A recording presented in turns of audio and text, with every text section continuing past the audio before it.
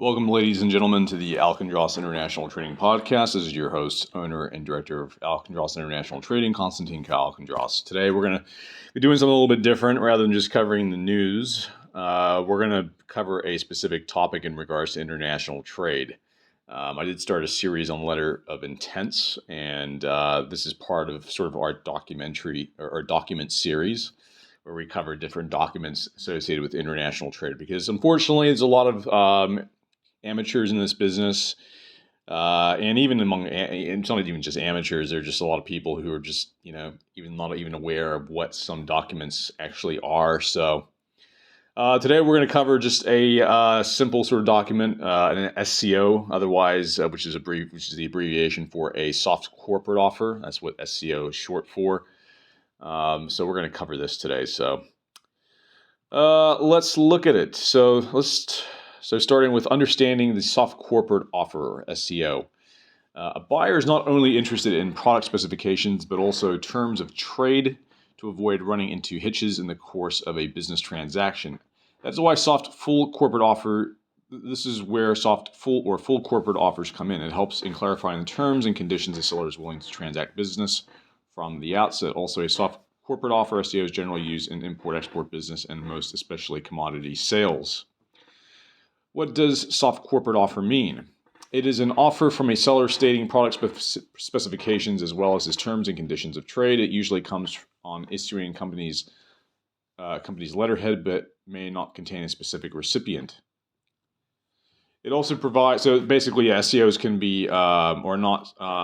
They can be specifically addressed to someone or a company specifically, or they can just be generic. Oftentimes they're generic, but yeah, they can be either or. A full corporate offer is specifically addressed to somebody or a company, so you'll never see a generic full corporate offer. If it's generic, really, then it's just an FCO, although you can also have a draft FCO, which is like a sort of a template of an FCO, which is really just an SCO, but it's just really, we're just splitting hairs at this point.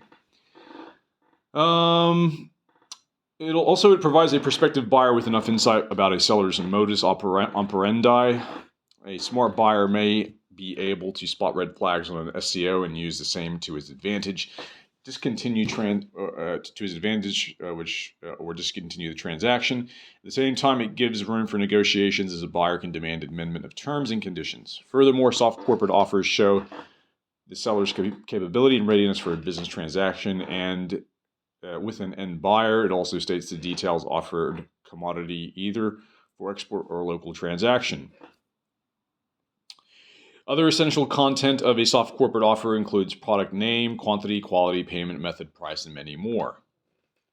Transaction procedures is another essential part of a soft corporate offer. It's the step-by-step guide on how the transaction will flow from inception to the end. A seller may want payment before delivery, but a skeptical buyer may opt for settlement on delivery.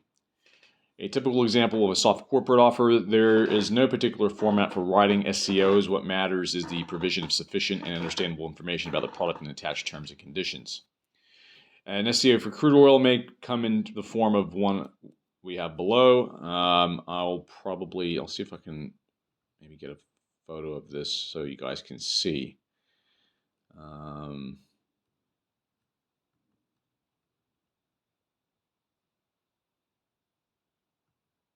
Yeah, okay, cool.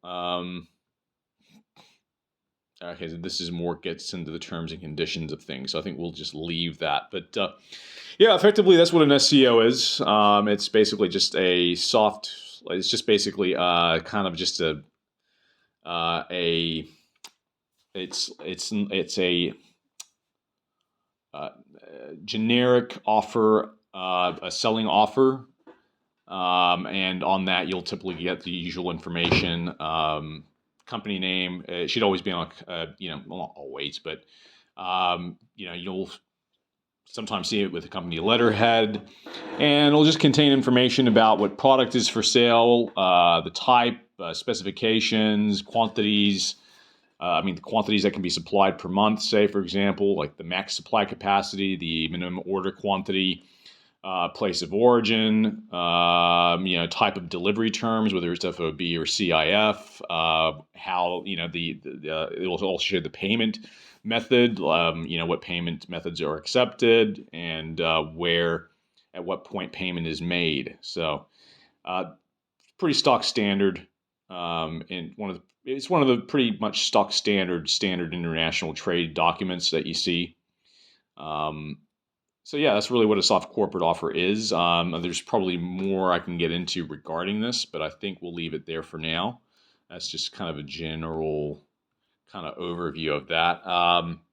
But actually, one thing to be mindful is, of course, SCOs. The terms and conditions will vary on SCOs for payment terms and whatnot. So different you will see that different products have different terms and conditions on SCO. So you might see, for example, you might get a different. If you're involved in the meat trade, you'll see different terms and conditions on an SCO compared to ones on fuels, which are very different. In terms of trading with fuels are very different they are from meats, as they are different from commodities, as they are different from metals. So, generally speaking, there are kind of general similar threads between all products. Fuels is a bit of an exception. They're quite different because different product requires different transportation. So there's a few different ways to transact fuels, but generally speaking, when it comes just to metals and commodities, meats, generally the terms and conditions are very similar with some variations. So generally you'll see that on the SCO. They're not very long documents. SCOs are usually, a couple of pages, 1 to 3 pages. It depends on how detailed the seller wants to be in the offer. And sort of, I guess, how specific the terms and conditions can be, and or whether or not there's a fair bit of variety in terms of the payment method and delivery terms. So there might be the seller might offer a few different ways of transacting. So likely, if that's the case, you'll likely see a longer SCO, more than just 1 or 2 or 3 pages. I've seen some that were well over 5 to 10 pages long. Some of the Russian contracts are very long. They go into a lot of detail. We're talking like maybe well over 10 to 20 pages. I've seen one for urea that was very long. Some of the fertilizer ones are actually quite long. Mind you, it's not just the SCO. The FCOs are the same, but generally speaking, SCOs and FCOs, they can be quite long. So yeah, I think we'll leave it at that.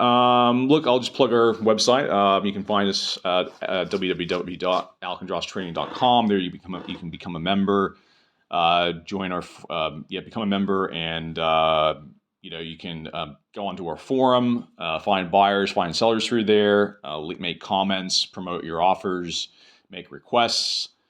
We're currently trying to build that into the next Alibaba. On our website as well, you can find out more about us, who we are, what we do, our services, etc., etc., etc. We're also on social media. You can find us on Facebook, Instagram, Twitter, or now X, Gab, VKontact, WhatsApp, Telegram, and LinkedIn, and TikTok. I forgot to add. So, we'll leave it at that. That ends today's edition of the Alkindros International Trading Podcast, August 22nd, 2023. This is Konstantin Alkindros, owner and director of Alkindros International Trading, signing out.